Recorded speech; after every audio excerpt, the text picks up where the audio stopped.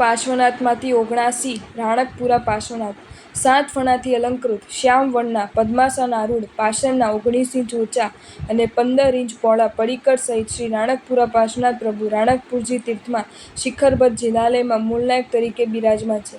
15મા સૈકામાં તપાગચ્છાધિપતિ પૂજ્ય આચાર્ય શ્રી સોમસુંદર સુરીનો સત્સંગ થતાં રાણા કુંભારના કુશલ મંત્રી ધારણાશાહના અંતરમાં એક ભવ્ય જીન પ્રસાદ નિર્માણ કરવાની ભાવના થઈ. પોતાનો અરમાનો પૂર્ણ કરવા કુંભારાણા પાસેથી જમીન ખરીદી ત્યાં રણપુર નામે ગામ વસાવ્યું. કુશલ શિલ્પીઓએ બોલાવી ભવ્ય ચતુર્મુખ જીન પ્રાસાદ બનાવ્યો. નગરમાં આ જિનાલય ઉપરાંત બીજા 6 જિનાલયો વિદ્યમાન હતા.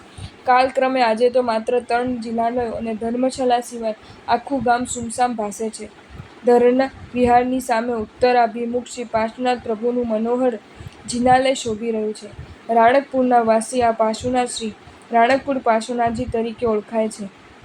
કલાત્મક સ્તંભો જિનાલયને અતિ ઉત્કૃષ્ટ બનાવે છે અને શિલ્પનો કલા વૈભવ દેશ વિદેશના પ્રવાસીઓને આકર્ષણનું કેન્દ્ર બનેલો છે. કાર્તિકી પૂનમ, ફાગણ પૂનમ તથા ચૈત્ર પૂનમના દિને અહીં મેળો ભરાય છે.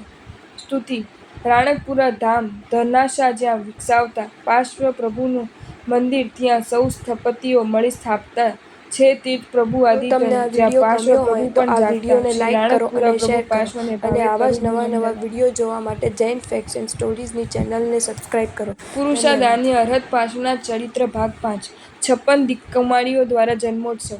તે કાળે તે સમયે હેમંત ઋતુનો બીજો માસ ત્રીજો પક્ષ અર્થાત માગસર માસના વદ દસમના દિવસે 9 માસ અને 7.5 રાત્રિ દિવસ પસાર થયા ત્યારે રાત્રિના પૂર્વ ભાગ સમાપ્ત થયો આવ્યો હતો અને પાછળના ભાગનો પ્રારંભ થઈ રહ્યો હતો. તે સંધિવેળામાં અર્થાત મધ્યરાત્રિમાં વિશાખ નક્ષત્રનો યોગ થતાં જ આરોગ્યવાળી માતાએ આરોગ્યપૂર્વક પુરુષાદાન્ય અરહત પાર્શ્વ નામના પુત્રને જન્મ આપ્યો. અરહત પાર્શ્વનો જન્મ થવાથી કેવલ વારાણસી નગરી જ નહીં પણ ક્ષણભરને માટે સમસ્ત સંસાર લોકોત્તર પ્રકાશથી પ્રકાશિત થઈ ગયો. રાજા અશ્વસેને જ નહીં સંસારભરના પ્રાણીગણોએ અનિર્વચનીય આનંદનો અનુભવ કર્યો. તીર્થંકરનો પૃથ્વી ઉપર જન્મ ધારણ કરવાનો અધ્યાત્મ, ધર્મ અને જ્ઞાનના મહાપ્રકાશનું સાક્ષાત રૂપમાં અવતરણ છે.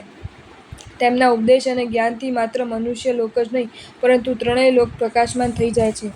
દ્રષ્ટિથી તીર્થંકરના જન્મ સમયમાં દીક્ષા અને કેવળ જ્ઞાનની પ્રાપ્તિના સમયમાં ત્રણેય લોકમાં અપૂર્વ ઉદ્યોત થયાની વાત આગમમાં આવેલ છે. જે રાત્રિએ પુરુષાદાન્ય અરહત પાર્શ્વે જન્મ ગ્રહણ કર્યો તે રાત્રિએ ઘણા દેવ અને દેવીઓ જન્મ કલ્યાણક મનાવવા માટે આવ્યા જેથી તે રાત્રિ પ્રકાશમાન બની ગઈ અને દેવદેવીઓના વાર્તાલાપથી ગુંજવા લાગી.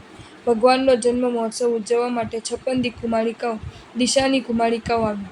વિભિન્ન દિશાઓમાં રહેનારી આ દિક્કુમારિકાઓએ આવીને ભગવાનનું સૂતિકા કર્મ કરીને જન્મોત્સવ ઉજવ્યો અને પોતાની સ્થાને ચાલી ગઈ.